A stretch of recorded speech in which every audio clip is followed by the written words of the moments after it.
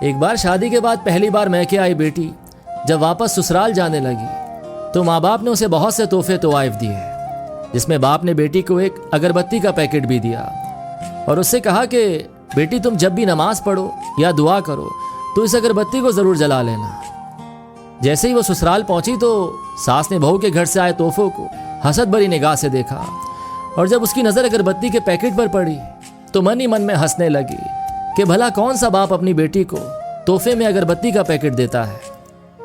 सुबह जब बेटी नमाज के लिए उठी तो उसने बाप के दिए हुए अगरबत्ती के पैकेट को खोला तो उसमें से एक चिट्ठी भी निकली जिसमें लिखा था कि बिटिया, ये अगरबत्ती खुद तो जलती है लेकिन अपनी महक से पूरे घर को महका देती है।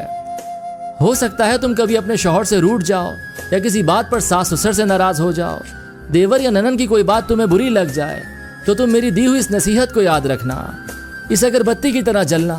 जैसे अगरबत्ती खुद जलकर अपनी महक से दूसरों को तरोताज़ा रखती है, उनको सुकून देती है, इसी तरह बेटी तुम भी सह जाना। अपने ससुराल को महका समझकर अपने अच्छे रवैये और खुश इखलाकी से उनके घर के सुकून की वजह बन जाना। ये पढ़कर बेटी फूट फूट कर रोने लगी तो उसका शौहर और सास ससुर भी वहां पहुंच गए और पूछने लगे कि क्या हुआ। तो बहू ने वो चिट्ठी अपने शौहर को दे दी। जब शौहर ने चिट्ठी को पढ़ा तो सबकी आंखों में आंसू आ गए।